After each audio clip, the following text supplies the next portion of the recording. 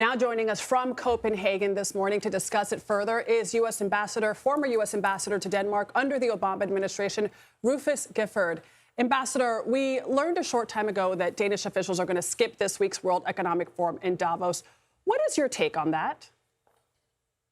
You know, I had heard that as I was traveling. I just landed in Copenhagen this morning. I don't know that I would read too much into that, honestly. I think I don't know what historically Danish leadership would have done vis-a-vis Davos, so I wouldn't read too much into that at this moment in time. I do think, of course, that all European leaders are looking at Trump's threats over the weekend and figuring out how to collectively respond. I think the Europeans are absolutely looking to try to speak with one voice on this, as opposed to having it be splintered across capitals on the continent. So, Ambassador, as our White House reporter just said, the Secretary of the Treasury was saying yesterday on the political shows that if the U.S. does not take over Greenland, it basically leaves an opening for Russia or China to step in and be a closer threat. Is there any truth to that? Is that a real threat? No, not even a little bit. And it's really extraordinary. And I find this to be the most exhausting and frustrating and reckless conversation that obviously senior leaders in our government are having. There is no reason why we need to acquire, and in doing so, blowing up the best alliance the modern world has ever seen, which is NATO, is simply because of the fact that everything that we need or desire from the Arctic, from Greenland, we could get by working across the table from one of our best allies in the world, the Danes and the Greenlanders, and getting it done. Again, what Scott Bessent said yesterday misunderstands history, misunderstands NATO, certainly misunderstands friendship, alliances, all of those things that actually have made America great over the years. Ambassador, can you remind our viewers, because when people perhaps hear NATO, perhaps the way the president talks about NATO in public, he makes it seem as if it's this antiquated notion that is something, a relic of the post-World War II era. Can you just remind our viewers the Norwegian, the Danish, Greenlander commitment to the United States in the wake of 9/11 and what happened in the Middle East during our travels there? And just when you see, for example, Der Spiegel, which is a German newspaper, writing in their opinion pages that the U.S. actions of late are what they are calling an imperialist drive. Again, reminding our viewers, this is the German newspaper, Der Spiegel, Germany, saying that what's happening in the United States right now is being done with an imperialist drive, suggesting a shift away from the post-war rules-based system towards what they're calling real power, realpolitik. Can you just take us through that and what it means to you and to people who are in those countries? Sure. I appreciate the question. It's a big question. So I'll try to keep this very, very short, all things considered. First of all, that rules-based order that you just spoke about has kept the West peaceful and prosperous for the last 80 years. This has been an extraordinary chapter in the West in particular. An enormous amount of wealth creation, obviously extremely peaceful by historical standards. The second thing, so that is what we are fighting to protect. That is worth fighting for, as far as I'm concerned. As it relates to NATO, and I think the essence of your question and why this question about being antiquated. So look, NATO is, even though I actually agree with the Trump administration that our European partners should be spending more on defense, they are stepping up. I think that's important. That being said, NATO is the best deterrent. Not only is it the best alliance, it's been the best deterrent against our enemies that we've ever seen historically as well. The point you raise is that what we call Article 5, which was this collective response provision of NATO, which essentially it's kind of a Three Musketeers approach. So meaning if you are attacked, if one NATO ally is attacked, we are all attacked. That has been invoked once in NATO's history, which speaks to how effective a deterrent it has been, and that was right after 9/11.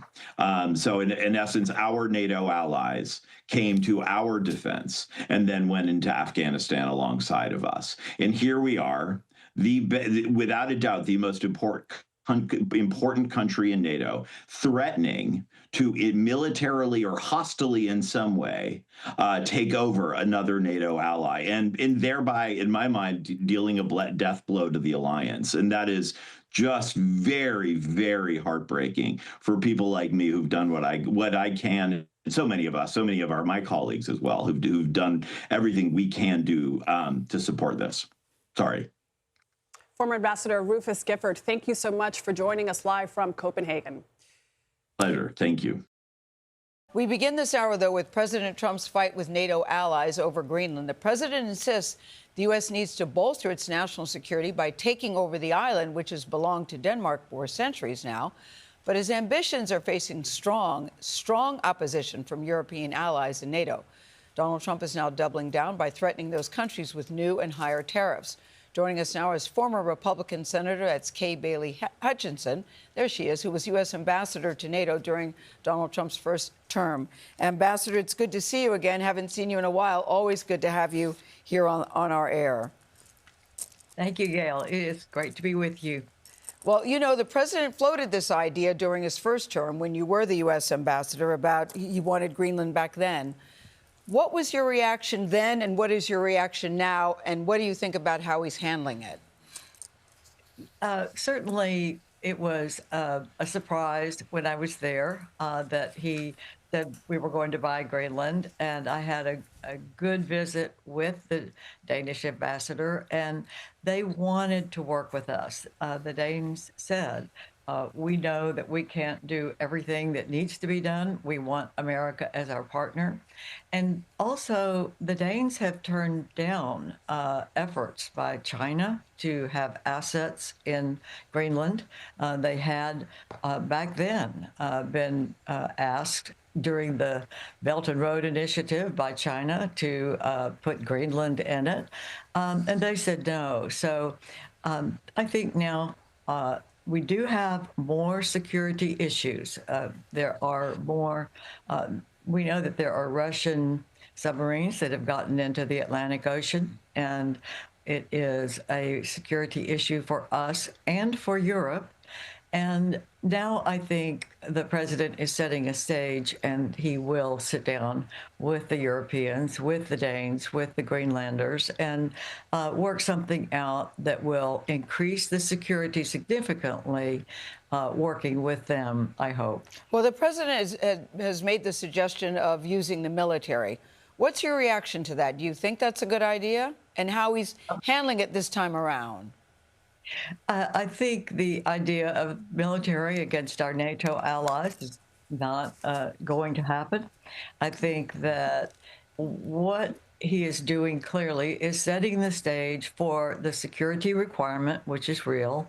And his way of negotiating is to open with a salvo and then sit down and talk about it. He's even said that he will be open to negotiation. Well, of course he will. And I think that this will be settled. I think that we will have more assets in Greenland, which I think is the right thing to do. And I think we'll do it with the cooperation of the Danes, the Greenlanders, and all of NATO.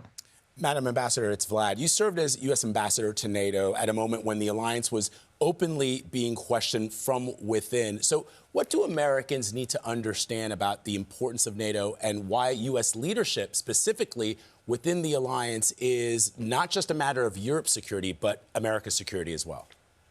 Absolutely. That is a great question.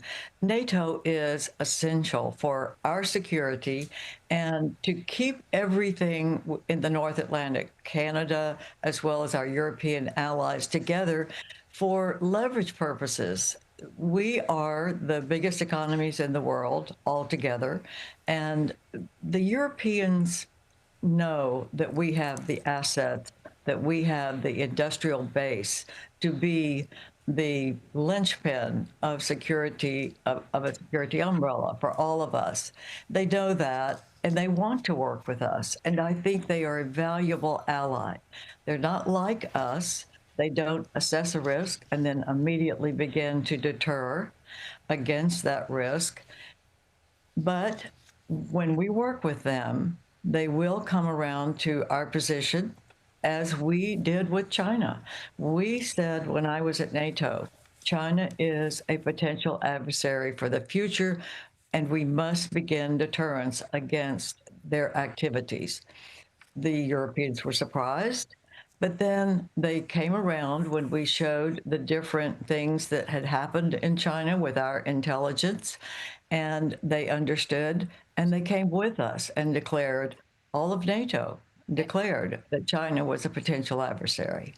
Ambassador, this is Kelly here. I do want you to put your senator hat on for a second, because a number of your former colleagues have pushed back against this idea. But you did at the beginning lay out the security concerns, though you're against military intervention here. So what would be your advice to those folks that used to be in the same position as you?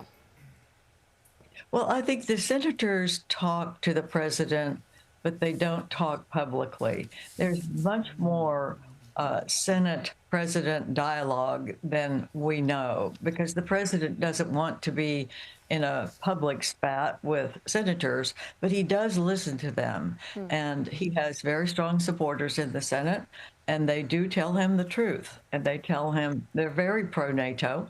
They understand the importance of allies for the United States, and they tell him that. And I think it's a good relationship, and I think there's a lot more going on in that regard than is out in the public. Wouldn't we all like to be in the room Yes. when those conversations happen? Ambassador Hutchison, thank you for your time today.